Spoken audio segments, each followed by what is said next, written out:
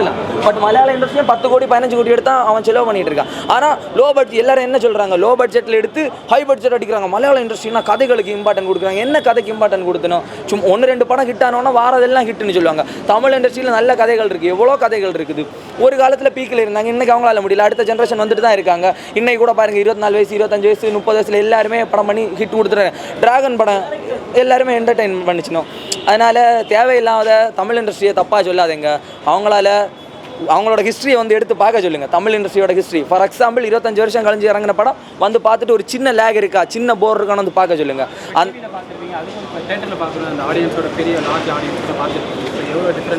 எவ்வளோ டிஃப்ரென்ஸ் இருக்குன்னா, எனக்கு டிஃப்ரென்ஸ் ஆகலை. ஃபஸ்ட்டு வாட்டி தளபதி படம் ரிலீஸு அந்த எனக்கு ஒரு இப்போ ஒரு ஃபார் எக்ஸாம்பிள் இப்போ என்ன படம் ஜனநாயகன் நடிச்சிட்டு இருக்காரு. அந்த ஜனநாயகன் பார்க்க வந்தால் எப்படி எனக்கு எக்ஸைட் இருக்குமோ அதே எக்ஸைட் தான்.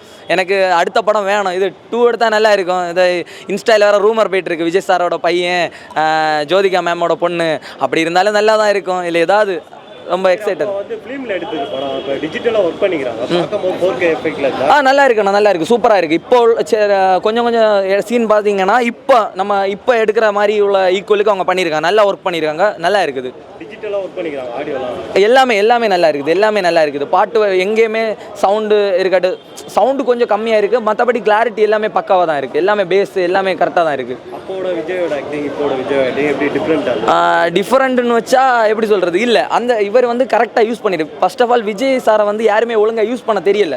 அவர் ஒரு வெரி குட் பர்ஃபார்மர். இப்போ நீங்கள் இந்த படத்தில் பார்த்தீங்கன்னா எவ்வளோ குட்டி சீன்லேயுமே அவ்வளோ க்யூட்டாக அவர் அவ்வளோ ஒரு பர்ஃபெக்டாக அவரை யூஸ் பண்ணியிருப்பாங்க. பட் நீங்கள் வந்து இப்போ நிறைய பேர் பார்த்தீங்கன்னா அவரை வந்து யூஸ் பண்ண தெரியல. அவர் வந்து எப்படின்னா டேரக்டர் என்ன ஆசைப்படுறாரு அதை செய்வார். ஏன்னா அவருக்கு மைண்டில் இருந்தாலும் சரி, அவர் அதை ஆசைப்படுறாரு செஞ்சுருவார்.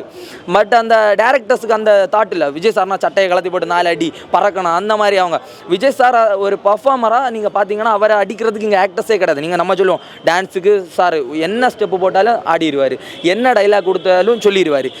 அப்படிப்பட்ட ஒரு மல்டிபிள் டேலண்டர் இந்தியாவிலே. அப்படி எனக்கு தெரிஞ்சு நம்ம என்ன ஷாருக் கான் சொல்லலாம், அவரே வியந்து பார்க்குற ஒரு ஆர்டிஸ்ட். சார் அட்லிக்கு கொடுக்குற மாதிரி, அட்லி சார் இருக்கார், அவருக்கு கொடுத்த மாதிரி அதனால தளபதி விஜய்ங்கிற ஒரு நேம்னால இன்னைக்கு நிறைய பேர் நல்லா இருக்கிறது தளபதி விஜய்னால. அவர் வந்து நம்ம நினைப்போம் அரசியலுக்கு வந்துட்டாரு, அவர் வந்து அதனால தான் பண்ணுறாருன்னு. இல்லை, அவரோட ஹிஸ்ட்ரியில் எடுத்து பாருங்க. அந்த ஒரு இப்போ கூட ஒரு இன்டர்வியூ அவரோட முதல் படத்தோட நாளைய தீர்ப்புக்கு வாங்கின சேலரியில் 10 மூட்டை அரிசி கொடுத்துறாரு. இன்னைக்கு வரைக்கும் அவர் செஞ்சுட்டு தான் இருக்காரு. அதே மாதிரி இந்தியன் இண்டஸ்ட்ரியை தாண்டி ஃபாரின் இண்டஸ்ட்ரியிலேயுமே தளபதிக்கு ஃபேன்ஸ் இருக்கணும். அதே மாதிரி இந்தியன் இண்டஸ்ட்ரியில் தமிழில் வந்து ரொம்ப ஒரு மரியாதை வச்சிருக்கிற ஒரு நடிகர்னா விஜய் சார். எங்கே போனாலும் நீங்கள் அவரோட மரியாதை பார்க்கல. நம்ம என்னதான் ரஜினி சார்னு சொன்னாலும் இருக்குது. பட் விஜய் சார் அளவு இருக்கான்னு கேட்டால் டவுட்டு தான்.